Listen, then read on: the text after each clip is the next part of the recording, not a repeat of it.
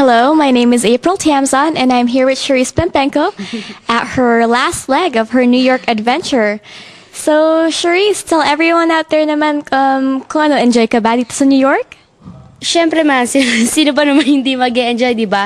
Sa mga experience na nadaanan ko, lalo na kaninang umaga, grabe, nakita ko ng snow. Wow. Kasi first time ko talagang nakita yon yung mom ko. Kanina pa siya madaling araw nagising pero hindi niya napansin yon. Pansin daw niya bakit daw puti yung paligid. yun pala snow na yon. Tapos ginising niya ako, grabe. Tapos lumabas ako, naglaro kami ni Mami. Tapos nung nahawakan ko ng snow, ano kasi, sa ibang tao nakakatawa ako eh. Kasi, nakakatawa. Eh ako kasi first time ko eh. Kaya, sino ba naman yung talaga hindi mag-enjoy, di ba? So, nung nahawakan ko, para akong abnormal talaga na, talagang tuwan-tawa ako. So, talagang, sobrang saya na experience ko dito. Marami akong napasyalan. Like, Statue of Liberty, si Aling Liberty. Tapos, yung, ano nga po yun? Rockefeller Center. Radio City Music Hall? Times Square. Yun. Ano pa ba? Pinasyal din ako sa iba't ibang place. Tapos nanood din ako ng Broadway, yung Wicked. Grabe, napakagandang. Umiyak ka ba? Medyo naluha ako. Kasi talagang maganda yung story eh. So, grabe yung experience ko dito sa New York. Kasi nagpunta ako, di ba, LA before for Ellen DeGeneres. Pero iba yung experience ko dito sa New York. Kasi talagang mas marami ako napasyalan, mas marami akong napuntahan. So. Meron ka bang mga goals for this year?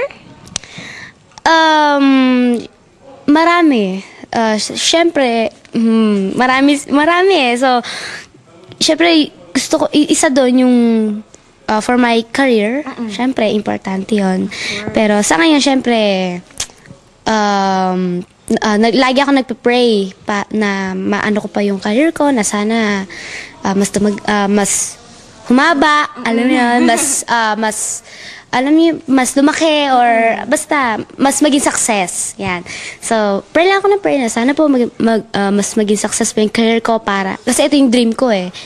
Yan, yung nag-guest pala kay Miss Ellen, isa na yung sa dream ko, di ba? So, sana mas maging success pa doon. Tama. And we all will be praying for you out there. Thank you.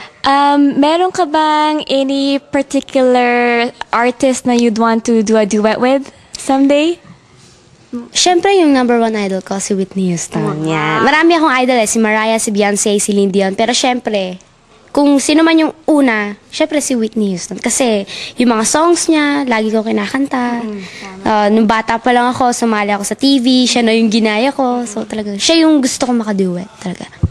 Syempre, hindi naman lahat to mangyayari. Itong mga experience ko ngayon, kundi rin dahil kay Tito Michael Garfinkel kasi siya yung tumulong sa akin sa visa. Tama. Syempre, sabi din po niya na tutulungan niya rin po ako kasi yung brother ko nasa Pilipinas.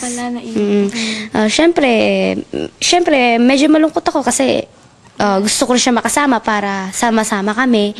So, sobrang nagpapasalamat ako kay Tito Michael Garfinkel kasi yun nga, sabi niya tutulungan po niya yung brother ko para makarating din siya dito. Tama. Para next time, kayong tatlo na magkakasama dito sa New York. Naman. Pero syempre, nagpapasalamat din ako sa wife po niya, si Tita Millie Garfinkel. Kasi, nung pong nagpunta ako sa LA noon, hindi ako makakaalis, wala akong kasama. Siya yung kasama ko. Siya yung nag-alaga sa akin. Wow. Para ko na nga siyang mami eh.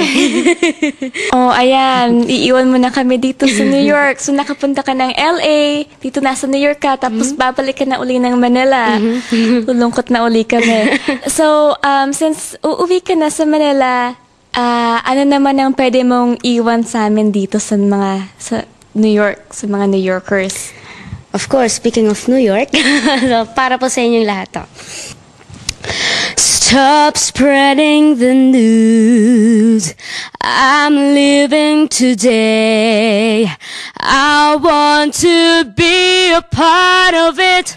New York, New York.